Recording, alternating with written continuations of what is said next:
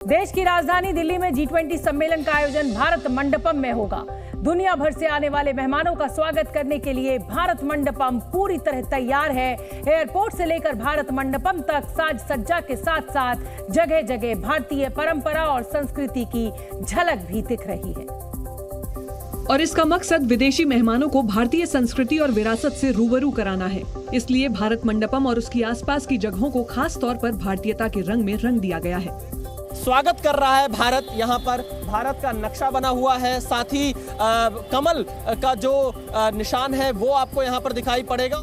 रात के समय पूरा भारत मंडपम लेजर रोशनी में डूबा दिखता है। रंग बिरंगी लाइट्स इसकी खूबसूरती को बढ़ा रही हैं। विशेष लाइटिंग है, अलग अलग तरीके से यहाँ लाइटिंग की गई है। सजावट के अलावा G20 के लोगों के कटआउट हर तरफ लगे हैं।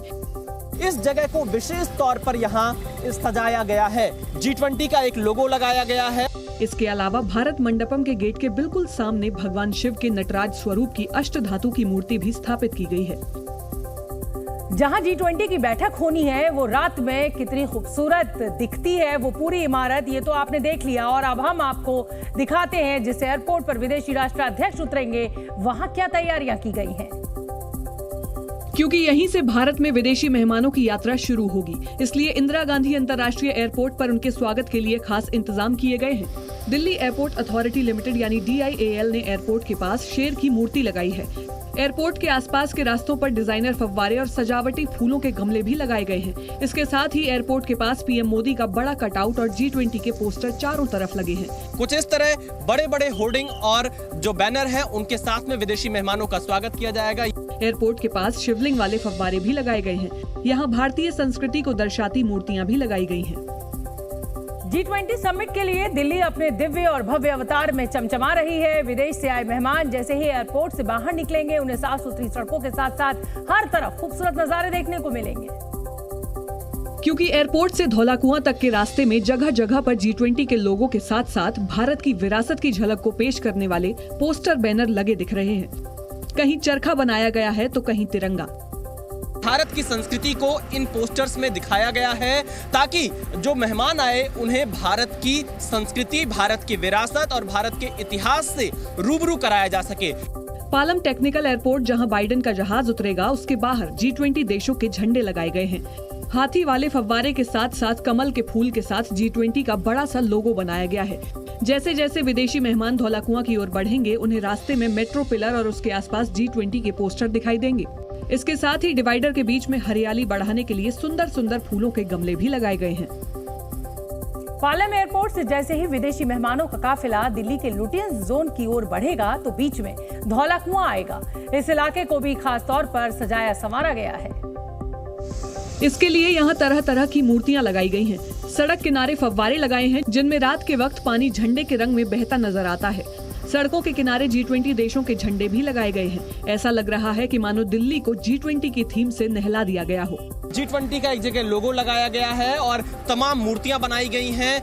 धौला कुआं से सरदार पटेल मार्ग पर प्रवेश करने पर उन होटल की शुरुआत हो जाती है जहां पर विदेशी राष्ट्राध्यक्ष ठहरेंगे। यहाँ PM मोदी की तस्वीर के साथ विदेशी राष्ट्राध्यक्षों के स्वागत वाले पोस्टर लगे हैं। जो बाइडेन यहाँ से थोड़ी दूर पर रुकेंगे और तैयारियां देखिए। तमाम जो होटल्स के कुछ झंडे होते हैं स्वागत के लिए वो यहाँ पर लगाए गए हैं। G20 के लिए एक बड़ी स्क्रीन लगाई गई है। एक तरह से G20 के लिए दिल्ली के रंग रूप को पूरी तरह से बदल दिया गया है। G20 के लिए दिल्ली के सभी बॉर्डर्स को सील कर दिया गया है। 8, 9 और 10 सितंबर को NCR के अलग अलग शहरों में रहने वाले लोगों को दिल्ली जाने में दिक्कत हो सकती है। दिल्ली जयपुर हाईवे से किसी भी वाहन की एंट्री दिल्ली में नहीं हो पाएगी। गुरुग्राम से दिल्ली जाने के लिए इफ्को चौक से ही रूट डाइवर्ट कर दिया जाएगा और लोग छतरपुर से होते हुए दिल्ली में एंट्री कर पाएंगे। इसके अलावा राजस्थान और हरियाणा रोडवेज की बसें भी अगले 3 दिनों तक दिल्ली गुरुग्राम के सरहोल बॉर्डर से नहीं गुजरेंगी। फरीदाबाद बॉर्डर पर आज रात से भारी वाहनों और हल्के व्यावसायिक वाहनों की एंट्री पर बैन लग जाएगा। गाजियाबाद दिल्ली बॉर्डर पर भी आज शाम से रूट डायवर्जन लागू कर दिया गया है। हालांकि दफ्तर आने जाने वाले लोगों को दिल्ली नोएडा और दिल्ली गाजियाबाद बॉर्डर पर कोई खास मुश्किलें नहीं आएंगी, लेकिन नोएडा और गाजियाबाद से जिन लोगों को नई दिल्ली इलाके में जाना है उनको गाड़ी से जाने में मुश्किल आएगी। दिल्ली पुलिस ने सलाह दी है कि अगले 3 दिनों तक लोग निजी गाड़ियों की बजाय मेट्रो का इस्तेमाल करें। बुलंदशहर की तरफ से आने वाले वाहन लालकुआ के रास्ते दिल्ली नहीं जा पाएंगे। हापुड़ की तरफ से आने वाली भारी गाड़ियों को ईस्टर्न पेरिफेरल एक्सप्रेसवे पर डासना मोड़ से आगे दिल्ली की ओर नहीं आने दिया जाएगा। मेरठ की तरफ से आने वाले वाहन दोहाई से आगे गाजियाबाद और दिल्ली की ओर नहीं जा सकेंगे। सहारनपुर बागपत की तरफ से आने वाले वाहन लोनी से होते हुए दिल्ली की तरफ नहीं जा सकेंगे। इन वाहनों को ईस्टर्न पेरिफेरल एक्सप्रेसवे के रास्ते बाहर से बाहर निकाल दिया जाएगा। दिल्ली में 8 से 10 सितंबर तक होने वाले G20 शिखर सम्मेलन को लेकर सुरक्षा के खास इंतजाम किए गए हैं। नई दिल्ली रेलवे स्टेशन से पैसेंजर ट्रेन की आवाजाही बंद रहेगी। वहीं दिल्ली से होकर जाने वाली 140 से ज्यादा ट्रेन को रद्द भी कर दिया गया है। और G20 सम्मेलन में आने वाले मेहमानों की सुरक्षा को देखते हुए रेलवे ने ये कदम उठाया है। रेलवे ने 7 सितंबर की रात 12 बजे से नई दिल्ली रेलवे स्टेशन से गुजरने वाली 140 से ज्यादा पैसेंजर ट्रेनों को रद्द करने का फैसला किया है। 7 सितंबर से अगले 3 दिन तक नई दिल्ली रेलवे स्टेशन से पैसेंजर ट्रेन नहीं चलेंगी और ये पाबंदी 10 सितंबर की रात तक जारी रहेगी। रेलवे ने कई ट्रेनों के स्टॉपेज भी बदले हैं, यानी कि नई दिल्ली रेलवे स्टेशन पहुंचने वाली कई ट्रेनों को आनंद विहार या आउटर दिल्ली के रेलवे स्टेशनों पर टर्मिनेट किया जाएगा। जो ट्रेनें रद्द की गई हैं, उनमें 40 एक्सप्रेस मेल गाड़ियां जबकि 100 पैसेंजर लोकल ट्रेन शामिल हैं। 7, 8, 9, 10 यानी 7 सितंबर की आधी रात से 8 तारीख, 9 तारीख और 10 सितंबर तक यदि आपकी ट्रेन नई दिल्ली से है तो आप अपनी ट्रेन की जानकारी जरूर ले लें। रेलवे यात्रियों को मैसेज भेजकर ट्रेन के रद्द होने और रूट बदले जाने की जानकारी देगा ताकि घर से निकलने से पहले यात्रियों को पूरी जानकारी रहे और उन्हें कोई असुविधा न हो। G20 के दौरान किसी भी हंगामे या दंगे जैसे हालात से निपटने के लिए पुलिस ने विक्रांत नाम का एक लॉजिस्टिक व्हीकल लॉन्च किया है। ये गाड़ी उस समय बेहद कारगर साबित होती है जब अचानक दंगे भड़क उठते हैं। क्योंकि इस गाड़ी में किसी भी प्रदर्शन और दंगे से निपटने के लिए सभी उपकरण और हथियार मौजूद हैं। इसलिए विक्रांत गाड़ियों को दिल्ली में तैनात किया गया है ताकि किसी भी हालात से निपटा जा सके।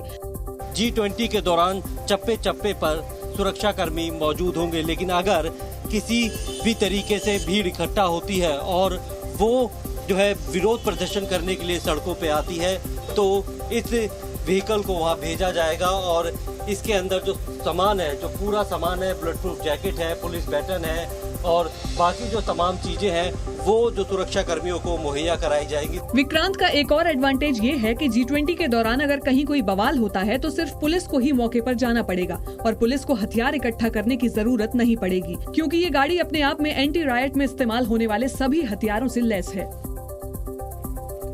G20 समिट शुरू होने से पहले प्रधानमंत्री नरेंद्र मोदी ने अपनी वेबसाइट पर एक ब्लॉग लिखा है जिसमें उन्होंने लिखा है कि G20 का मकसद दुनिया के अंतिम छोर तक पहुंचना है और किसी को भी पीछे नहीं छोड़ना है। पीएम मोदी ने अपने ब्लॉग में लिखा कि G20 को लेकर हमारा एक ही मूल मंत्र है, वसुधैव कुटुंबकम, और इसका मतलब है पूरी दुनिया एक परिवार है। वसुधैव कुटुंबकम, one earth, one family, one future की यही भावना भारत की G20 अध्यक्षता की भी थीम है। पीएम मोदी ने कहा कि हम वन अर्थ के रूप में मानव जीवन को बेहतर बनाने के लिए एक साथ आ रहे हैं और हम वन फैमिली के रूप में विकास के लिए एक दूसरे के सहयोगी बन रहे हैं। ब्लॉग में पीएम मोदी ने लिखा कि वन फ्यूचर के लिए हम एक साझा उज्जवल भविष्य की ओर भी एक साथ आगे बढ़ रहे हैं। पीएम मोदी ने ब्लॉग में लिखा कि विकासशील देशों और अफ्रीकी देशों की हाशिए पर पड़ी आकांक्षाओं को मुख्य धारा में लाने के लिए G20 की विशेष जरूरत है। दिल्ली में होने वाले G20 समिट के बहाने चीन भारत के खिलाफ जहर उगल रहा है। चीन के अखबार ग्लोबल टाइम्स ने मोदी सरकार पर निशाना साधा और G20 के मुद्दों पर ध्यान न देने का आरोप लगाया।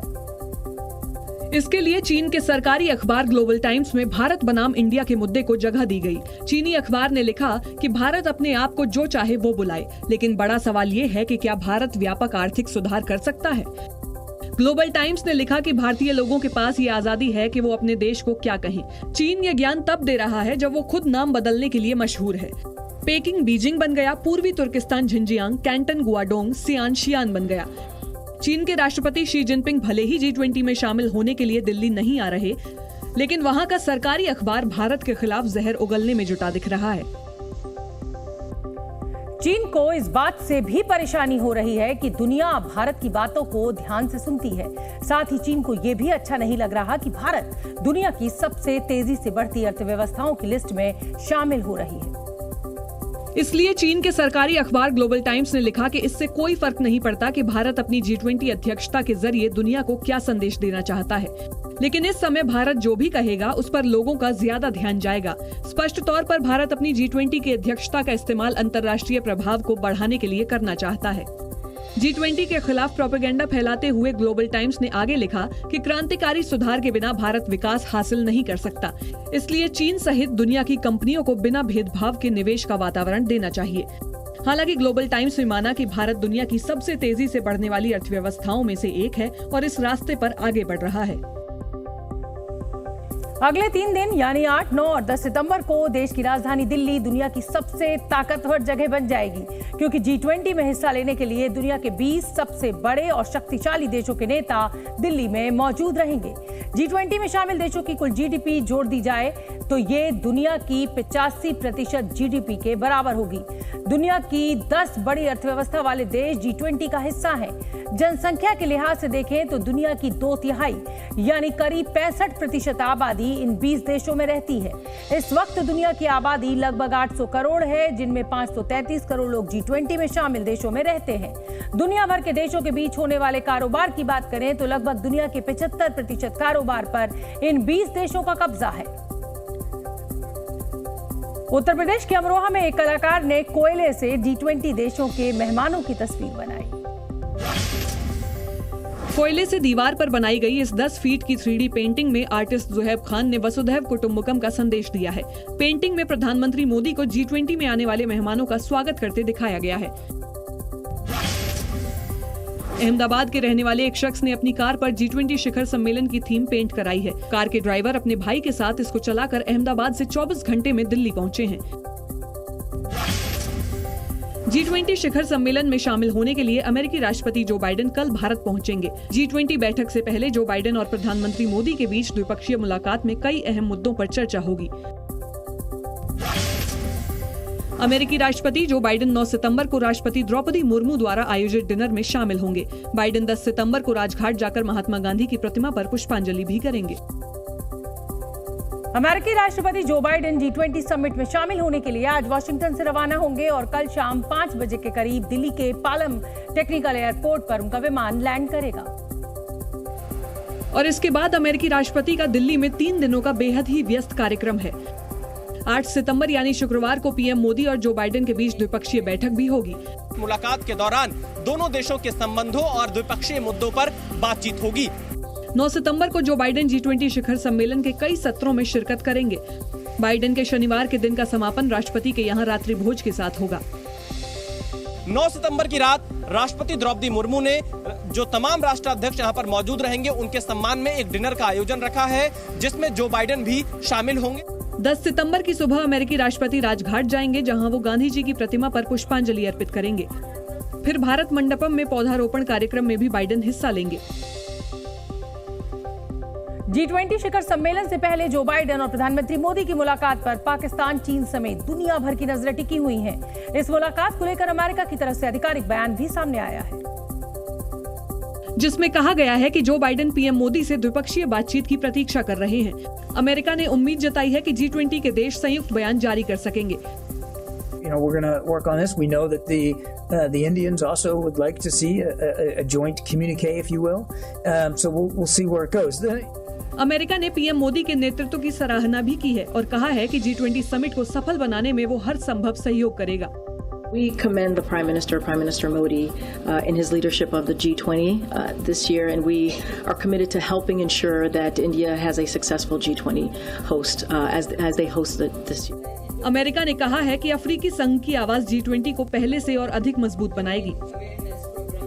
जो बाइडेन राष्ट्रपति बनने के बाद पहली बार भारत आ रहे हैं। अपने भारत दौरे के दौरान वो दिल्ली के ITC मौर्य होटल में रुकेंगे, जहां अमेरिकी राष्ट्रपति के स्वागत के लिए खास तैयारी की गई है। यहाँ पर भारत के अलग अलग जो उपलब्धियां रही है, चाहे मेट्रो हो या कोविड वैक्सीन जो अलग अलग देशों को मुहैया कराई गई हैं, और साथ ही जो टूरिज्म है भारत का और वसुधैव कुटुंबकम, डिजिटल पावर, UPI, उनके पोस्टर्स लगाए गए हैं। जो बाइडेन ITC मौर्य के प्रेसिडेंशियल सूट में रुकने वाले हैं। हमें जो जानकारी मिली है, अमेरिकी राष्ट्रपति जो बाइडेन के लिए 400 से ज्यादा कमरे यहां पर बुक किए गए, क्योंकि उनके साथ एक बहुत बड़ा डेलीगेशन यहां पर पहुंचने वाला है। जो बाइडेन 8वें अमेरिकी राष्ट्रपति होंगे जो भारत दौरे पर आ रहे हैं।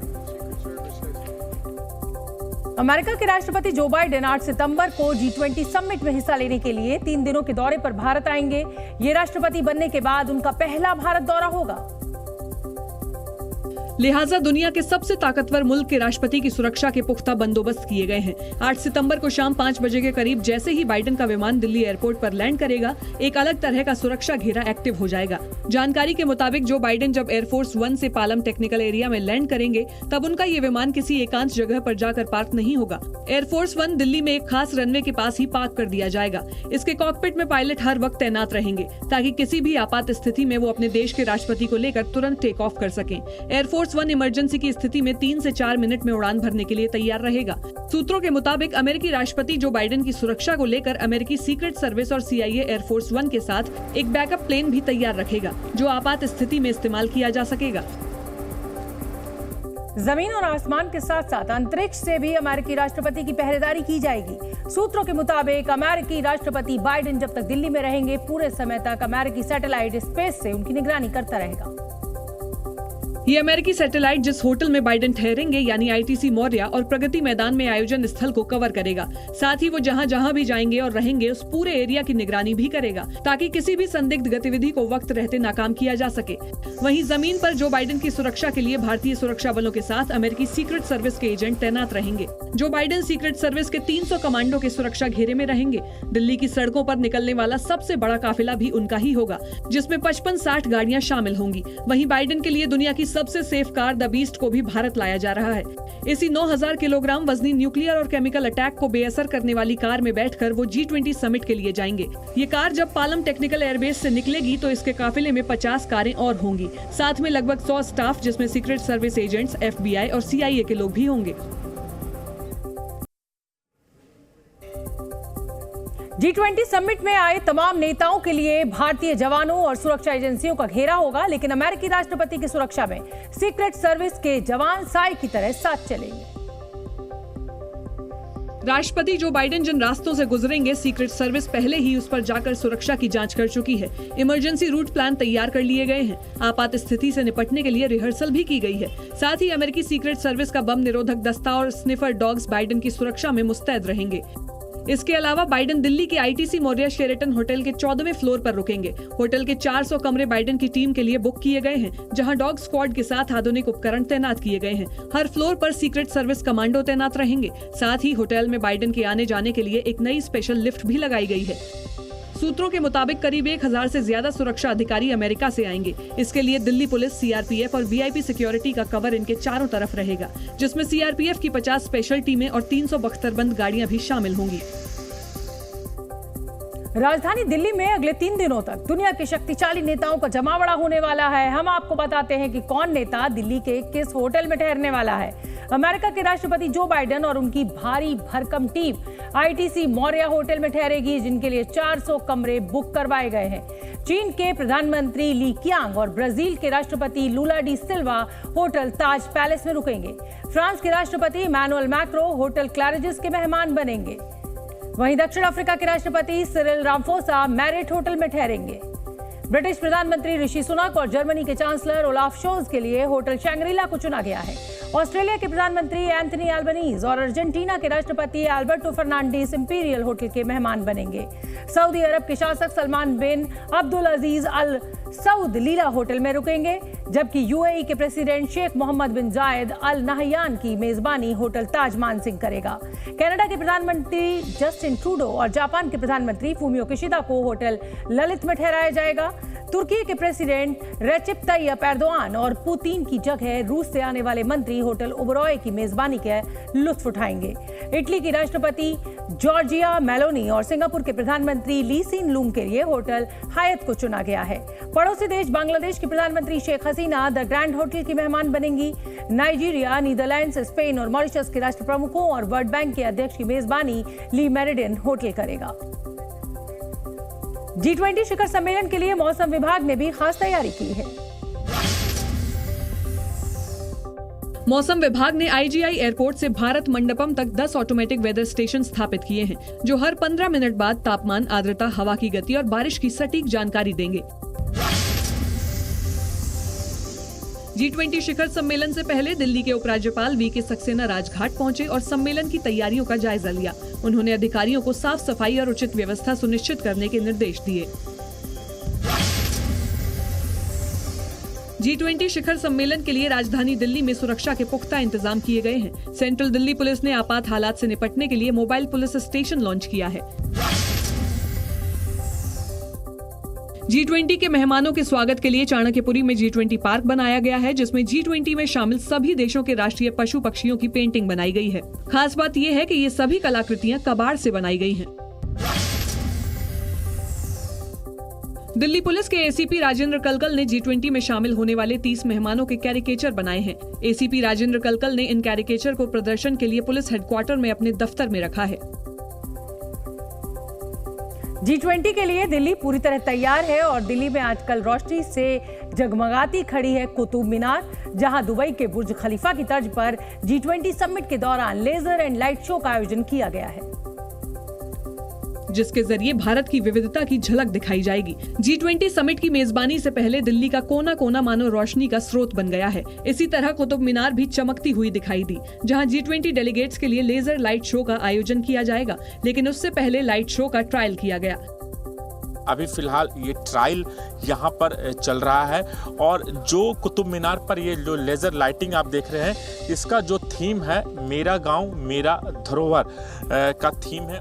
करीब 240 फीट ऊंची मीनार पर भारत के गांव की झलक दिखाई दे रही थी, वो गांव जो भारत की अनेकता में एकता के भाव को समेटे हुए हैं। संस्कृति मंत्रालय की तरफ से आयोजित किए जा रहे इस लेजर लाइट शो का G20 समिट के बाद आम लोग भी लुत्फ उठा सकेंगे। भारत की मेजबानी में G20 का ये शिखर सम्मेलन ऐतिहासिक है, क्योंकि ऐसा पहली बार हो रहा है जब G20 के सदस्य देशों की सांस्कृतिक विरासत को एक साझा मुकाम मिला है और भारत मंडपम इसका गवाह बनेगा। भारत G20 की अध्यक्षता में देशों को सांस्कृतिक विरासत के आधार पर भी जोड़ रहा है, जिसके तहत भारत मंडपम के कल्चर कॉरिडोर में G20 देशों की सांस्कृतिक विरासत को जगह दी गई है। भारत के साथ साथ कल्चर कॉरिडोर में दुनिया के 29 देशों की भेजी गई सभी खास चीजें रखी जाएंगी। इनमें भारत की ओर से रखी गई चीजों में पाणिनी अष्टाध्यायी, चीन की तरफ से चिंग डायनेस्टी का फाहुआ लिडेड जार, इटली की तरफ से क्लासिकल मूर्ति बेलवेडियर अपोलो, ब्रिटेन की तरफ से मैग्ना कार्टा की कॉपी, सिंगापुर की न्यू वाटर की बोतल और मॉरिशस का वाद्य यंत्र रावण शामिल है। क्योंकि आज से पहले जितने भी शिखर सम्मेलन हुए हैं उसमें कहीं भी इस तरह से कल्चर कॉरिडोर नहीं बनाया गया जिसमें उन सदस्य देशों की सांस्कृतिक विरासत को जगह मिले। भारत G20 की मेजबानी कर दुनिया को ऐसे वक्त में जोड़ने की कोशिश कर रहा है जब दुनिया के तमाम देश एक दूसरे से टकराव की स्थिति में हैं। भारत मंडपम में दुनिया की सांस्कृतिक झलक तो दिखाई देगी ही, साथ ही दुनिया ये भी देखेगी कि भारत ने विश्व को क्या दिया है। इसलिए यहाँ दुनिया के सबसे प्राचीन ग्रंथों में शामिल वेदों से लेकर हथकरघे को भी जगह दी गई है, जो उन अनूठी चीजों में शामिल है जो भारत को दुनिया से अलग बनाती हैं। भारत मंडपम के कल्चर कॉरिडोर में 29 देशों की खास चीजों के अलावा लोकतांत्रिक प्रथाओं से जुड़ी कलाकृतियां भी रखी जाएंगी। इसमें ऋग्वेद पांडुलिपि भी शामिल है, जिसके जरिए ये संदेश दिया जाएगा कि भारत लोकतंत्र की जननी है। इसके अलावा भारत ने गंगा, हिमालय, कुंभ, योग और living root bridge of Meghalaya, royal Bengal tiger, इसको भी कल्चर कॉरिडोर में जगह दी है। भारत मंडपम में भारत की आध्यात्मिक विरासत की डिजिटल झांकी भी होगी और इस तरह G20 के जरिए पूरी दुनिया अतुल्य और विविध भारत का समागम देखेगी। सनातन धर्म को लेकर उदयनिधि के बयान पर जारी विवाद के बीच उनकी ही पार्टी DMK के सांसद ए राजा ने भी अब विवादित बयान दे दिया। ए राजा ने उदयनिधि के बयान का बचाव करते हुए सनातन की तुलना HIV से कर डाली और कहा है कि वो अपने बयान पर माफी नहीं मांगेंगे, भले ही उन्हें अपने ऊपर लगे सभी मामलों का कानूनी रूप से सामना करना पड़े। उदयनिधि स्टालिन ने अपने आधिकारिक लेटर पैड के जरिए बयान साझा करते हुए कहा कि वे किसी भी धर्म के दुश्मन नहीं हैं। उनके बयान का गलत मतलब निकाला गया, इसलिए वो अपने ऊपर लगे सभी आरोपों का कानूनी रूप से सामना करने को तैयार हैं। दरअसल कुछ दिनों पहले ही उदयनिधि स्टालिन ने सनातन धर्म की तुलना न सिर्फ डेंगू मलेरिया से की थी, बल्कि सनातन धर्म को खत्म कर देने तक की बात कही थी, जिसके बाद उनके इस बयान का देश भर में विरोध हो रहा है। तो सनातन धर्म पर विवादित बयान देकर बुरे फंसे हैं उदयनिधि स्टालिन। और एक बार फिर विवादित बयान दिए जा रहे हैं वो सनातन धर्म की डेंगू मलेरिया से तुलना करने वाले उदयनिधि स्टालिन ने अपने बयान पर अब माफी मांगने से साफ तौर पर इनकार कर दिया है। और डीएमके सांसद ए राजा ने सनातन धर्म को HIV एड्स जैसी बीमारी बताया है। அருவருவாக பார்க்குற ஒரு சனாதனத்தை சொல்லணும்னா முறைப்படி ஒரு காலத்தில் தொழுநோய் இருந்தது, இப்போ HIV இருந்தது। எங்களை பொறுத்தவரை HIV தொழுநோயை போல HIV போல। ए राजा सिंह ने गृह मंत्री अमित शाह को सनातन धर्म पर बहस करने की भी चेतावनी दी। उन्होंने कहा कि दिल्ली के 1 करोड़ लोगों को बुलाएं, शंकराचार्यों को बुलाएं और आकर मुझसे बहस करें। और सिर्फ दक्षिण से ही नहीं, बिहार से भी एक ऐसा ही बयान सामने आया है। राष्ट्रीय जनता दल के प्रदेश अध्यक्ष जगदानंद का कहना है कि जो लोग टीका लगाकर घूमते हैं उन्होंने ही देश को गुलाम बनवाया था। और आरजेडी कार्यालय में बुधवार को हुए कार्यक्रम में बोलते हुए जगदानंद ने तर्क दिया कि तिलक लगाने वालों की वजह से ही देश गुलाम बना था। भारत गुलाम किसके समय में हुआ? क्या उसमें तो कोई था? क्या उसमें लाल होता थी? क्या उसमें रक्त रावण हो रही है? जीने के बाद अब टीका लगा के घूमने वाले ने भारत को गुलाम बनवाया था। जगदानंद का बयान सोशल मीडिया पर वायरल हुआ तो उन्होंने सफाई देने में भी देर नहीं लगाई।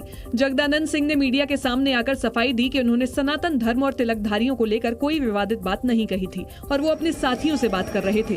सवाल है तो हम अपने साथियों से बात कर रहे हैं तो उसमें किसी को क्या एतराज है? विवादित बयान देकर मुकरे जगदानंद ने बीजेपी के नेताओं से इस मामले को तूल न देने की अपील की। उन्होंने कहा कि ये गंभीर मसला है, इसलिए इस विषय पर बीजेपी को बात करने से बचना चाहिए। पहले उदयनिधि और फिर जगदानंद के सनातन धर्म के खिलाफ आए बयान पर अब सियासत गर्मा गई है। चौतरफा आलोचनाओं से घिरे उदयनिधि स्टालिन के खिलाफ देश के कई राज्यों में FIR तक दर्ज कराई गई है। और उदयनिधि स्टालिन की देश भर में हो रही आलोचना के बीच अब केंद्रीय मंत्री स्मृति ईरानी ने उन पर हमला बोल दिया है। स्मृति ईरानी ने तमिलनाडु के CM MK स्टालिन के बेटे उदयनिधि स्टालिन को खुले तौर पर चुनौती देते हुए कहा कि जब तक भक्त जिंदा हैं, सनातन को कोई चुनौती नहीं दे सकता। ये भी सत्य है कि आज कुछ ऐसे लोग हैं जो हमारे सनातन धर्म को चुनौती देते हैं कि नेस्तो नाबूद कर देंगे। आज अगर यहाँ का वो नजारा देखते तो उन्हें समझ आता कि प्रभु जो कहते हैं संभवामि युगे युगे, ये वो भक्त हैं जो हर युग में धर्म को, आस्था को और आस्था के हर प्रतीक को जीवित रखते हैं। स्मृति ईरानी का ये बयान ऐसे समय में आया है जब प्रधानमंत्री मोदी ने खुद सनातन धर्म विरोधी बयान के खिलाफ मुखर होने की सलाह दी थी। बताया जा रहा है कि प्रधानमंत्री मोदी ने अपने मंत्रियों को खुले तौर पर निर्देश दिए हैं कि सनातन धर्म के खिलाफ की गई टिप्पणी का सख्त लहजे में जवाब दें। और शायद यही वजह है कि प्रधानमंत्री मोदी की तरफ से सख्त निर्देश मिलने के बाद मोदी सरकार के मंत्रियों ने उदयनिधि स्टालिन के खिलाफ मोर्चा खोल दिया है। केंद्रीय मंत्री गिरिराज सिंह ने तो यहां तक आरोप लगाया कि वोट बैंक के लिए सनातन धर्म के खिलाफ साजिश रची जा रही है। और जी न्यूज से खास बातचीत करते हुए गिरिराज सिंह ने सोनिया गांधी और कांग्रेस पार्टी से सनातन के अपमान पर जवाब मांगा। ये मानते हैं कि हिंदू धर्म नहीं है, वोट बैंक नहीं है। वोट बैंक मुस्लिम है, क्रिश्चियन है, हिंदू तो है नहीं। ये तो जातियों में विभक्त है। बीजेपी नेता रविशंकर प्रसाद भी कांग्रेस और उदयनिधि पर हमलावर दिखे। उन्होंने चेतावनी दी कि वो गांव-गांव जाकर सनातन विरोधियों का पर्दाफाश करेंगे। हिंदू आस्था, हिंदू चिंतन का अपमान नहीं सहेगा हिंदुस्तान। और भाजपा की ओर से हम गांव-गांव जाके आपकी सच्चाई को उजागर करेंगे। केंद्रीय मंत्री ज्योतिरादित्य सिंधिया ने आरोप लगाया कि विपक्ष का मकसद सनातन को नष्ट करना है। और इसी बीच सनातन विरोधियों का जवाब देते देते केंद्रीय मंत्री गजेंद्र सिंह शेखावत भी विवादित बयान दे बैठे। कांग्रेस अध्यक्ष मल्लिकार्जुन खड़गे पर निशाना साधते हुए उन्होंने यहां तक कह दिया कि गजनी गौरी आकर चले गए लेकिन कोई सनातन को नहीं मिटा पाया। और केंद्रीय मंत्री गजेंद्र सिंह शेखावत ने ये बयान मल्लिकार्जुन खड़गे के उस बयान के जवाब में दिया जिसमें उन्होंने प्रधानमंत्री मोदी को हराने की बात कही थी। मल्लिकार्जुन खड़गे ने कहा था कि अगर मोदी चुनाव जीते तो सनातन मजबूत हो जाएगा और इसलिए हमें सनातन को हराना होगा। इसलिए गजेंद्र सिंह शेखावत जब सनातन विरोधियों पर पलटवार करने मंच पर आए तो उनके निशाने पर मल्लिकार्जुन खड़गे ही रहे और उन्होंने खुले मंच से खड़गे को चुनौती देते हुए यहाँ तक कह दिया कि सनातन धर्म को कोई मिटा नहीं पाएगा। ये खड़गे आज राजस्थान आए हुए, इन्हीं खड़गे साहब ने कहा था कि मोदी जीता तो सनातन मजबूत हो जाएगा और इस सनातन को हमको हराना है। वहां से जो है खिलजी आए थे, गौरी आए थे, गजनबी आए थे, गुलाम आए थे, शक आए थे, हूण आए थे, कुषाण आए थे, यवन आए थे, तुर्क आए थे, अरब आए थे, खलीफा आए थे, औरंगजेब जैसे लोग भी आए थे। उसके बाद में डच आए थे, फ्रांसीसी आए थे, पुर्तगाली आए थे, अंग्रेज आए थे। ये भगवाधारी लोग यहाँ बैठे हैं, इनके आशीर्वाद से ये सनातन मिटा नहीं, ये सनातन मिटा देंगे। देश का नाम बदलने को लेकर चल रहा विवाद अब संयुक्त राष्ट्र तक पहुंच चुका है।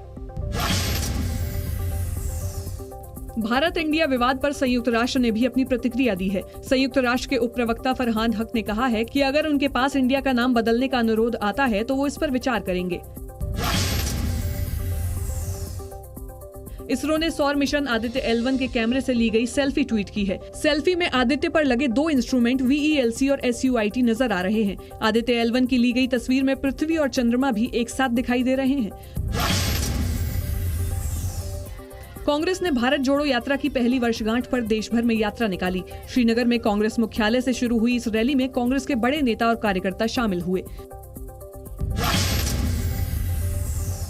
महाराष्ट्र के बीड में मराठा आरक्षण की मांग को लेकर चल रहा आंदोलन फिर हिंसक हो गया। प्रदर्शनकारियों ने गेवराई बस डिपो में खड़ी कई बसों में आग लगा दी। पुलिस ने 3 लोगों को हिरासत में लिया है। गुजरात के द्वारका में जन्माष्टमी के मौके पर भगवान श्री कृष्ण की यात्रा निकाली गई। इस दौरान तरह तरह की झांकियां देखने को मिली, जिसमें भारी संख्या में लोग शामिल हुए। प्रधानमंत्री नरेंद्र मोदी ने इंडोनेशिया के जकार्ता में आसियान इंडिया समिट में हिस्सा लिया। करीब 9 घंटे की संक्षिप्त यात्रा के दौरान प्रधानमंत्री मोदी भारतीय समुदाय के लोगों से मिले। भारत आसियान शिखर सम्मेलन और पूर्वी एशिया शिखर सम्मेलन में भी शामिल हुए, जहां उन्होंने आसियान देशों की अहमियत और उनके साथ भारत की प्रतिबद्धताओं के अलावा मल्टीपोलर वर्ल्ड ऑर्डर का भी जिक्र किया, जिसे चीन और अमेरिका जैसे देश अपने लिए खतरा मानते हैं। हमारी हिस्ट्री और ज्योग्राफी भारत और आसियान को जोड़ते हैं, साथ ही साझा वैल्यूज, क्षेत्रीय एकता, शांति, समृद्धि और मल्टीपोलर वर्ल्ड में साझा विश्वास भी हमें आपस में जोड़ता है। अपने 5 मिनट के संबोधन में नरेंद्र मोदी ने इंडो पैसिफिक क्षेत्र में चीन की बढ़ती घुसपैठ के खिलाफ आसियान देशों की मुखालफत का समर्थन भी किया। आसियान भारत की एक्ट ईस्ट पॉलिसी का केंद्रीय स्तंभ है। भारत आसियान सेंट्रलिटी और इंडो पैसिफिक पर आसियान के आउटलुक का पूर्ण समर्थन करता है। इसके अलावा पीएम मोदी ने कहा कि 1 अर्थ 1 फैमिली 1 फ्यूचर हमारा मंत्र है। आसियान इंडिया समिट में प्रधानमंत्री नरेंद्र मोदी ने मल्टीपोलर वर्ल्ड ऑर्डर की बात 2 बार की। उन्होंने बार बार इस बात पर जोर दिया कि आसियान देशों को भारत के साथ मिलकर एक नया वर्ल्ड ऑर्डर तैयार करना चाहिए। पीएम मोदी ने कहा कि 21वीं सदी एशिया की सदी है और इसे उपयोगी बनाने के लिए एक रूल बेस्ड वर्ल्ड ऑर्डर का निर्माण करना होगा। 21वीं सदी एशिया की सदी है, हम सबकी सदी है। इसके लिए आवश्यक है कि हम एक rules based post Covid world order का निर्माण और मानव कल्याण के लिए सबका प्रयास। वहीं भारत और आसियान देशों के रुख से चीन सहम गया। आसियान समिट में चीन के प्रधानमंत्री ली कीयांग ने कहा कि दुनिया को शीत युद्ध और किसी भी तरह की गुटबाजी और क्षेत्रीय स्तर पर प्रतिद्वंद्विता से बचना चाहिए। China-ASEAN cooperation has come a long way, and the key reason is that we both have a keen understanding. हालांकि चीनी प्रीमियर के सामने ही फिलीपींस के राष्ट्रपति फर्डिनांड मार्कोस ने दक्षिण चीन सागर और गलत नक्शे का मुद्दा उठाते हुए उनकी बखिया उधेड़ दी। 1982 UN Convention under the Law of the Sea as the framework within which all activities in the seas and oceans are conducted. We once again reaffirm our commitment to the rule of law and peaceful settlements of disputes. जबकि इस बार ASEAN summit के दौरान Indonesia ने एक special event रखा। इसे Indo Pacific forum का नाम दिया गया। दरअसल दक्षिण चीन सागर में चीन आसियान देशों पर अपना रौब गांठता है और दूसरी तरफ उनके साथ सहयोग करने का ढोंग रचता है। लिहाजा आसियान देश अब भारत के करीब आ रहे हैं, जिसकी झलक पीएम मोदी के इंडोनेशिया की राजधानी जकार्ता पहुंचने पर देखने को मिली। एयरपोर्ट पर प्रधानमंत्री मोदी का जोरदार स्वागत हुआ।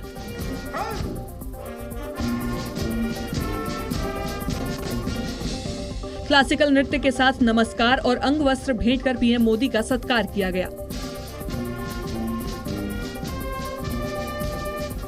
इसके बाद जैसे ही उनका काफिला होटल पहुंचा, भारतीय समुदाय के लोगों का हुजूम उमड़ पड़ा। मोदी मोदी के नारों के साथ भारतवंशियों ने जकार्ता में उनका ग्रैंड वेलकम किया, जबकि लोगों से मिलने के साथ पीएम मोदी इंडोनेशियाई वाद्य यंत्र बजाते भी नजर आए। यही नहीं, भारतवंशियों के साथ इंडोनेशिया की आवाम भी तिरंगा लिए पीएम मोदी का स्वागत करती नजर आई। इंडोनेशियाई महिलाओं ने मोदी मोदी के नारे लगाए।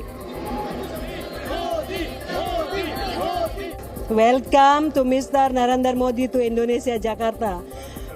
या thank you, Narendra Modi is a great person. लोगों से मिलने के बाद जब पीएम मोदी समिट में हिस्सा लेने के लिए पहुंचे तो इंडोनेशिया के राष्ट्रपति जोको विडोडो ने उनका वेलकम किया। पीएम मोदी ने इस भव्य स्वागत के लिए विडोडो का धन्यवाद किया और विजिटर्स बुक पर हस्ताक्षर भी किए। जबकि प्रधानमंत्री के साथ अमेरिका की उपराष्ट्रपति कमला हैरिस भी दिखी। दोनों एक दूसरे से बात करते नजर आए। पूरा देश आज भगवान श्री कृष्ण का जन्मोत्सव मना रहा है। हर तरफ आनंद का माहौल है। इस बीच लाखों की तादाद में श्रद्धालु अपने आराध्य का दर्शन करने उनकी जन्मस्थली मथुरा पहुंचे हैं, जहां जन्माष्टमी की अलग ही रौनक दिखाई दे रही है। श्री कृष्ण जन्मभूमि में कंस का प्रतीकात्मक कारागार भी बनाया गया है। इसके अलावा देश के अलग अलग हिस्सों में नंदलाल के जन्म का उत्सव मनाया जा रहा है। ये तस्वीरें आप देखिए। उत्तराखंड के गंगोत्री धाम से लेकर मध्य प्रदेश के उज्जैन तक श्री कृष्ण जन्मोत्सव पूरे हर्षोल्लास के साथ मनाया जा रहा है। वहीं मुंबई की अगर बात करें तो जगह जगह दही हांडी का आयोजन किया गया है, जिसमें एक चंद्रयान की थीम पर भी तैयार की गई ये झांकी है। दही हांडी के जरिए इसरो के वैज्ञानिकों को सलामी दी गई। इस दौरान दही हांडी फोड़ने वाले गोविंदा स्पेस सूट में दिखाई दिए। हर तरफ श्री कृष्ण के जयकारे गूंज रहे हैं और श्रद्धालु मुरलीधर की भक्ति में लीन नजर आए।